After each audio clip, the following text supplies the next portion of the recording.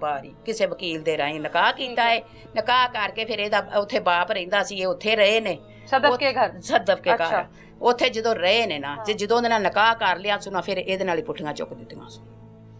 ਜਦੋਂ ਨਿਕਾਹ ਕਰ ਲਿਆ ਫਿਰ ਇਹਦੇ ਨਾਲ ਪੁੱਠੀਆਂ ਚੁੱਕ ਦਿੱਤੀਆਂ ਸੀ। ਉੱਥੇ ਰੋਜ਼ ਰੌੜੇ ਰੋਜ਼ ਲੜਾਈਆਂ, ਉਹਨੂੰ ਮਿਹਣੇ ਦਿੰਦੀ ਸੀ, ਆਂਦੀ ਸੀ ਤੂੰ ਇਹ ਮੇਰੇ ਪਿਓ ਦੇ ਘਰ ਬੈਠਾ ਆਵੇਂ, ਤੂੰ ਮੇਰੇ ਪਿਓ ਦੇ ਘਰ ਰਹਿਣ ਡਿਆ ਏ।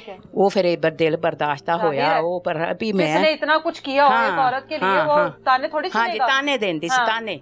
ਉਹਨੇ ਫਿਰ ਕੀ ਕੀਤਾ, ਉਹਨੇ ਇੱਥੇ ਘਰ ਲੈਣ ਦੀ ਜ਼ਾਹਰ ਮੈਂ ਕਬੂਲ ਕਰ, ਮੈਂ ਮਾਂ ਸਾਂ, ਮੇਰਾ ਖਾਮਦ ਸਿਰ ਤੇ ਕੋਈ ਨਹੀਂ ਸੀ, ਇਹ ਮੇਰਾ ਵੱਡਾ ਬੇਟਾ ਸੀ, ਸਾਰਾ ਕੁਝ ਮੇਰੇ ਇਸ ਪੁੱਤਰ ਦੇ ਹੱਥ ਵਿੱਚ ਸੀ, ਮਤਲਬ ਕਿ ਸਭ ਕੁਝ ਇਹਦੇ ਹੱਥ 'ਚ ਅਸੀਂ ਦਿੱਤਾ ਸੀ, ਸੰਭਾਲਦਾ ਸੀ ਹਰ ਚੀਜ਼।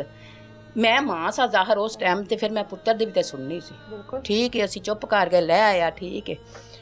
ਜਿਸ ਵੇਲੇ ਇੱਥੇ ਆਈ ਨੂੰ ਕੋਈ ਹਫ਼ਤਾ ਹੋਇਆ 2 ਹੋਏ, ਫਿਰ ਇਹਨੇ ਮੇਰੇ ਨਾਲ ਸਾਡੇ ਨੇ ਮਾਂ ਪੁੱਤਰਾਂ ਨਾਲ ਲੜਾਈਆਂ ਕਰਾਉਣੀਆਂ, ਝੂਠ ਕੰਨਾਂ ਨਾਲ ਅਸੀਂ ਸੁਣਦੇ ਰਹਿੰਦੇ ਸਾਂ, ਕੰਨਾਂ ਨਾਲ ਸੁਣਦੇ ਸਾਂ ਝੂਠ ਇਸ ਕਿਸਮ ਦੇ ਮਾਰ ਕੇ ਉਹਦਾ ਢਿੱਡ ਭਰਦੀ ਸੀ ਨਾ।